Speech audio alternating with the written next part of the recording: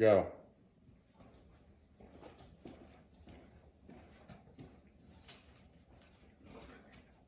The topic of my speech today is the instrument the euphonium. I was unfortunately unable to bring it here today, even though I played it in band. I had planned to bring it here, but I now can't, so I'll just share the information I have on it. The euphonium is a low brass instrument in similar range as a trombone, but more in shape as a concert tuba. I've played the euphonium for 7 years now, and I've greatly enjoyed it. The reason I'm sharing it with you today is because it's relatively easy to pick up and play. So I'll talk more about what euphonium is, the basics of how to play it, maintenance, tuning, and some famous people who have played it. Like I said before, the euphonium is a low brass instrument. It has 4 valves, and by changing the combinations you press these down, you change the note. And it was invented in 1843 by Sommer of Weimar. It was based off the valve bugle and the cornet. It is traditionally the lead part of the tenor bass range in a military band. Euphonium is relatively easy to play. You just buzz your lips into the mouthpiece to change the frequency of notes. A higher frequency leads to a higher pitch, and a lower frequency leads to a lower pitch. You use air to blow through the instrument, and your air is supported from your diaphragm to produce a clear tone. Maintenance is fairly easy for the euphonium, as it just needs to be oiled. The valves need to be oiled regularly to make sure you play it right.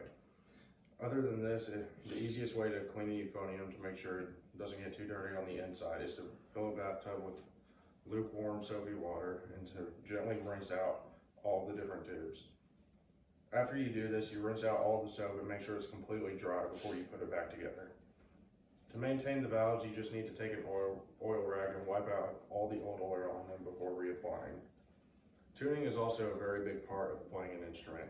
Tuning is the act of adjusting your pitch to make sure you have a clear, even tone. If you're out of tune, it can lead to a much worse performance than if you were in tune. To tune on the baritone, there's a main tuning slide at the bottom of the instrument. If you're sharp, which means you're on the higher end of the note, you pull out the tuning slide. If you're flat, it means you're on the lower end of the note and you push it in. This, as I said before, this heavily affects your performance on my band tunes almost before every practice.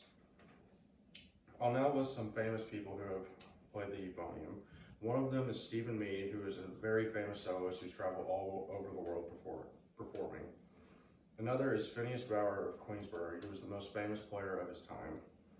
Queensbury was also the home of the Black Dyke Band, which is one of the oldest and most recognized brass bands in the world. They're very famous for their amazing performances, and they're very well respected.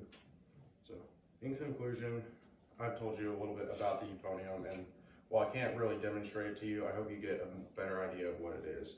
I've told you more of what it is, how to play it, simple maintenance, tuning, and some famous people that have played it.